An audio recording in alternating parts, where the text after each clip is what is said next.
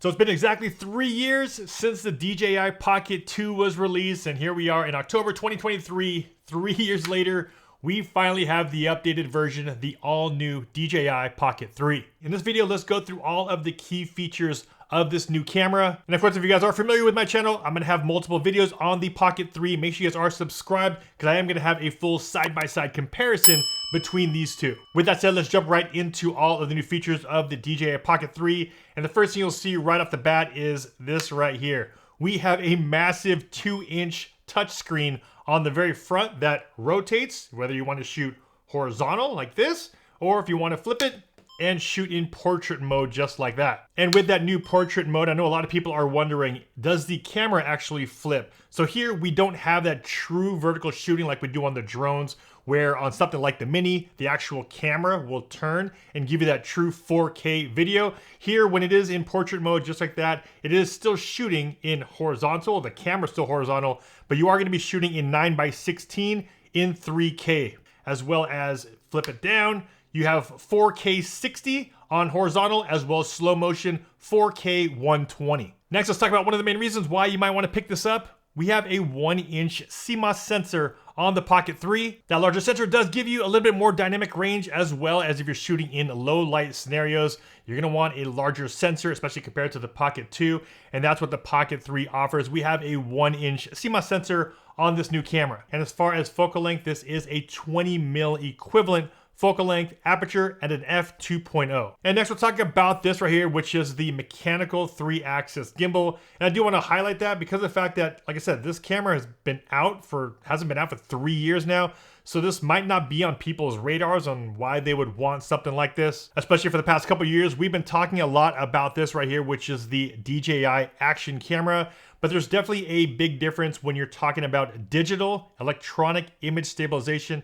which we have here on the action cameras, versus here we have a mechanical 3-axis gimbal. When you are shooting in low light scenarios, the mechanical gimbal works a lot better, where here that electronic stabilization will sometimes give you that ghosting look or that kind of shadow or echo effect on your video if you do have stabilization turned on. All right, doing a little low light test. I'm using the latest and greatest GoPro Hero 12 digital image stabilization versus the mechanical.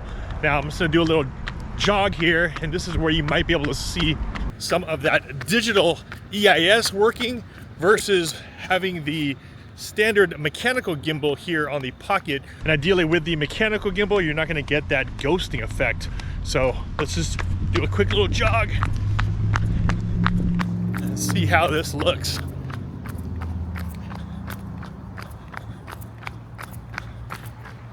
Next, we'll talk about size and weight. And when I grabbed the Pocket for the very first time, it feels really nice in the hands. It is significantly larger than the Pocket 2. I didn't really realize how much bigger it was until I whipped out the Pocket 2 again, and I'm like, oh my God, the Pocket 2 is super, super tiny.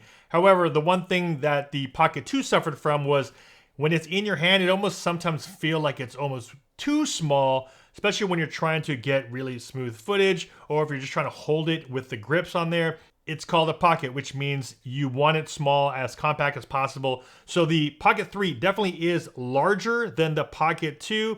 And when you're calling it the Pocket, it definitely is gonna be a little bit larger. I also like that they have this textured piece here on the back to give it a little bit more grip. I wish that they just wrapped the whole Pocket with that same texture here, because just like the Pocket 2, it has that smooth sides.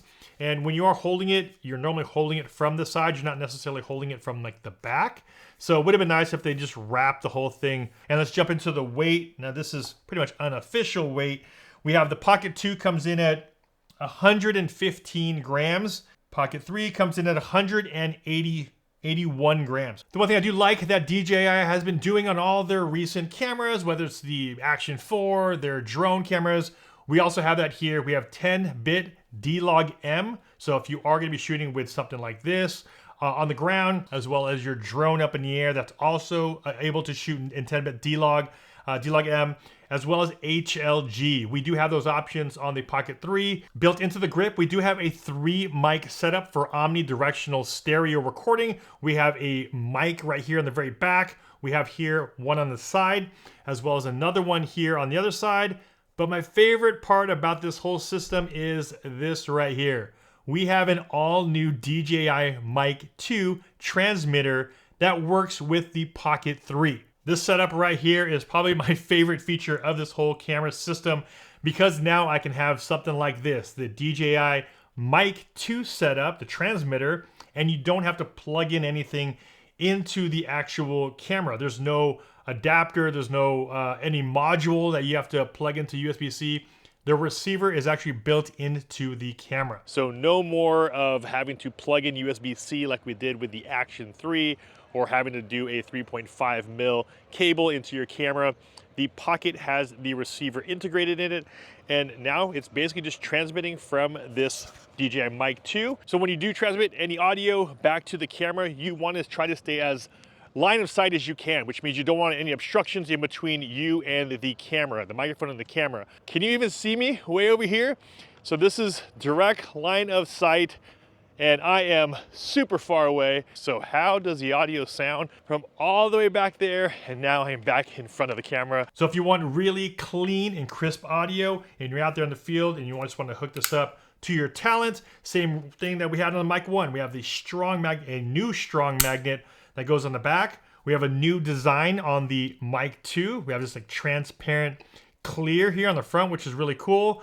We also have a larger mic layout here on the top, and a 3.5 to hook up like a lavalier mic. One thing I like about the DJI system is that it is a standalone mic as well as a standalone recorder, and the DJI Mic 2 also can accept a 3.5 lav mic. So your audio hearing right now is coming from this microphone right here on my neck.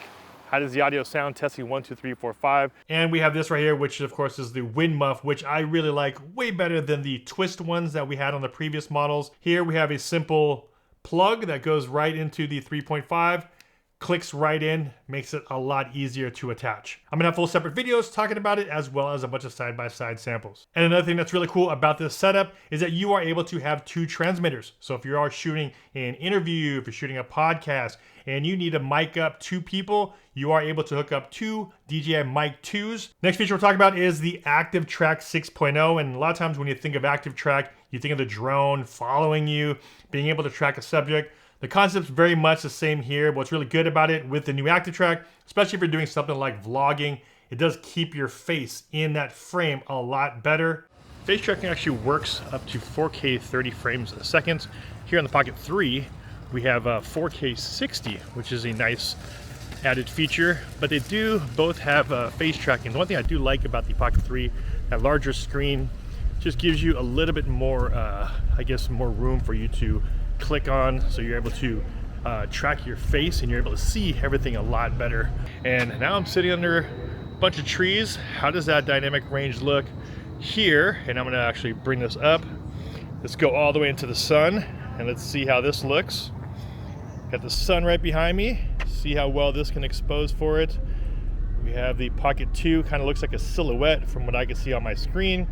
The Pocket 3 definitely is bringing up some of those shadows so I can actually see my face into the screen. So I will put these side by side just to show you guys how well the dynamic range is doing on these 2 cameras. Or if you are tracking a subject, all you have to do is select a subject, just tap on that subject here on the large 2-inch screen. What's nice with the new 6.0 is that you do have a couple different options as far as how you want it to track. The first one is the face auto detect, which means that once the camera detects a face, it'll try to keep the subject in the middle of your screen. And the other option is dynamic framing, which allows you to then move your subject point on the screen. And sticking with focus options, the one thing I do like here is that we do have a couple different modes for focusing. The first one we have is single point or single focus. I really like this one because this allows you to get nice reveal shots. So if you're doing something on like a gimbal, a full-size gimbal with, I normally shoot with my Sony, I like to do a lot of reveal shots where you're going from behind a subject coming back out.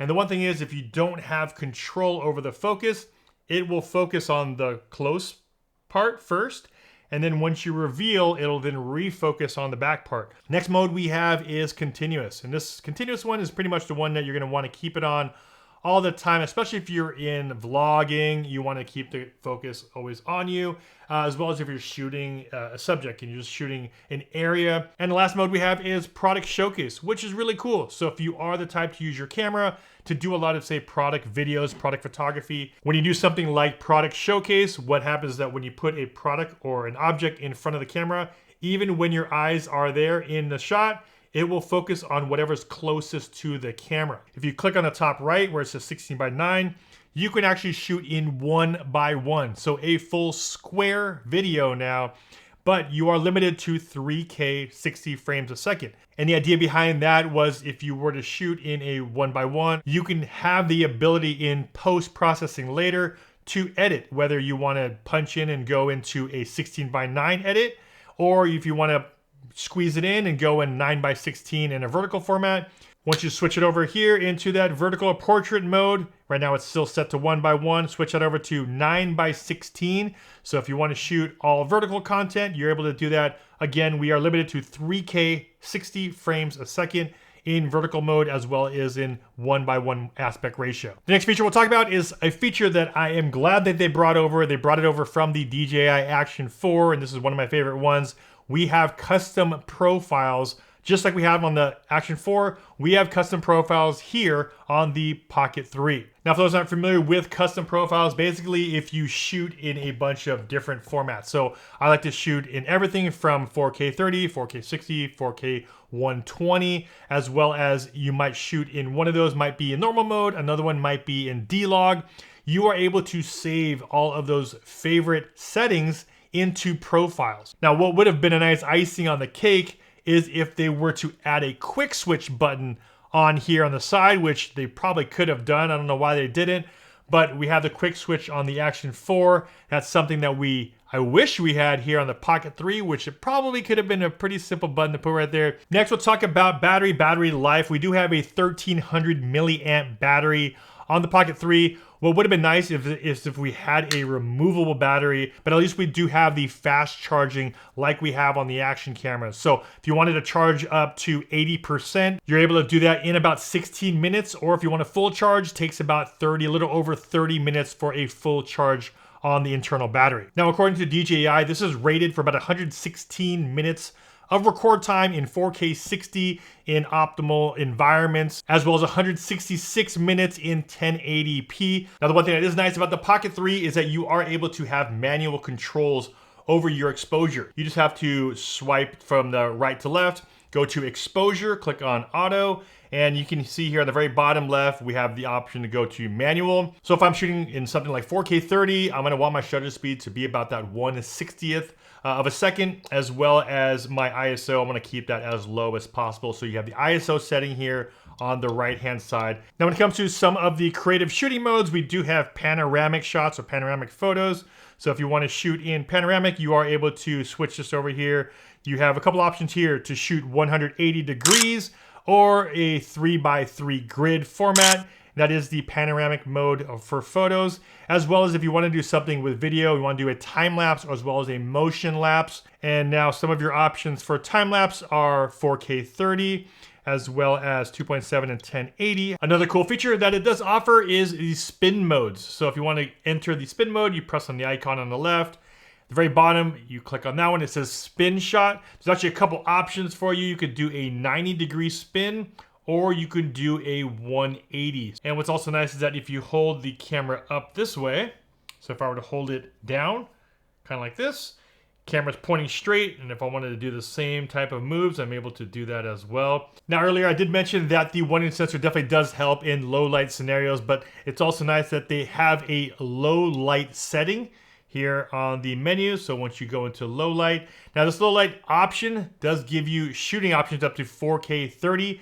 but what it does is it does help reduce the noise in camera. Now, the Pocket 3 does have a couple zoom options, nothing too crazy. If you are shooting in something like 4K, you are able to zoom in up to 2 times just by pressing the zoom icon here on the right. And then once you use the 5D, you press that up, it will then zoom in 2 times if you're shooting in something like 4K. If you lower the resolution to 2.7, you're able to zoom in up to 3 times.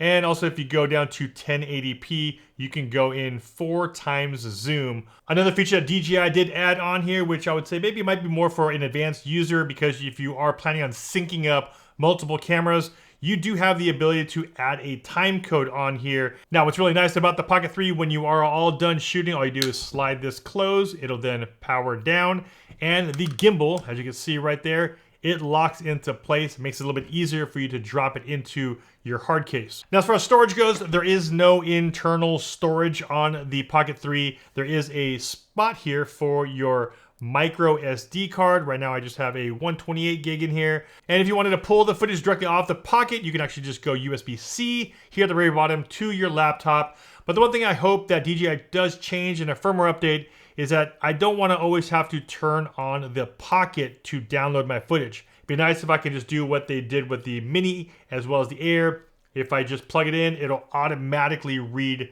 the hard drive onto my laptop without having to take it out of the case. Another nice feature of the Pocket 3 is that when you plug it into your laptop or your computer, you are able to actually select webcam and use your Pocket 3 as a live stream camera or a webcam, and face tracking works as well. And finally, let's talk about price. DJI is going to be coming out with 2 separate combos. This is the standard combo, which is the Pocket 3. This will also come with the shell, kind of protective case that you're able to drop the Pocket in there, just like so. It also will come with this bottom handle quarter 20 mount. This is the quarter 20 one, not the battery one. So you're able to pop that on the bottom. So if you wanted to throw this onto a tripod, it does come with that mount, as well as a USB-C cable, little wrist strap you're able to put onto the bottom, as well as of course all of the paperwork. And this is the standard combo. This comes out to $519. And the second combo we have is this one right here, which is the one I've been pretty much talking about for this video, is the creator combo. This definitely is the one I'd recommend if you want to get the entire package if you're a solo content creator. So the creator combo does come with all the standard stuff that we talked about earlier, but we also get this right here, the DJI Mic 2. This is the transmitter. You get one of these. You also get the magnet that goes onto the back, which you'll be using to put onto stuff like your shirt. You also get the wind muff, so drop that right on top, just like so. The creator combo also comes with the wide angle lens for the Pocket. So if you wanted a little bit wider of a shot, it does have this magnetic lens that pops right onto the front of the camera. And the difference here is I'm actually using the wide angle lens on the camera now. So let's put those side by side. This is the 16:9 aspect ratio with the wide angle lens on here. So let's put those side by side with the other one that does not have the wide angle lens, see how much difference there is. So you have a wide angle lens, and you can actually store that wide angle lens inside of the case. There's a little magnetic holder on the inside right over here. It also comes with a tripod. So if you want to screw on your tripod, have this as a webcam, stick it on your desk, you can do that. And also it has this right here, which is a external battery. So if you are out there in the field, like I mentioned, because of the fact that this is an internal battery, there's no changeable battery, no removable battery. It is an external battery pack where you just plug it in just like that. And then now you have the quarter 20 at the bottom, and it's also going to be charging that internal battery. And to hold all this creator combo gear, it does come with this little pouch right here, has some dividers inside. But for me, I'll normally just carry the Pocket by itself like this and then throw all these other accessories into the pouch. Now, as far as price for the creator combo, this comes out to $669 USD. So there are a couple options for you, the standard combo as well as the creator combo. This is another accessory that DJI will be coming out with, and I'm sure there's gonna be a bunch of other third-party companies coming out with them. We have an ND filter set, ND 16, 64, as well as a 256. And besides the ND filters, they are also coming out with a black mist filter. Just pop that on right on front there. And that black mist filter just helps you achieve a little bit of that softer, more cinematic look to your footage. And there it is, guys, all the new features of this right here, the DJI Pocket 3. And like I mentioned at the beginning of the video, if you guys want to see a lot more comparison videos with the Pocket 3 versus the Pocket 2, make sure you guys are subscribed to the channel and turn that notification on so you guys don't miss any videos. As always, if you guys got the value from this video, a big like would be much appreciated. This is also Stasio with FlytPath.com. I'll see you guys in the next one. Take care.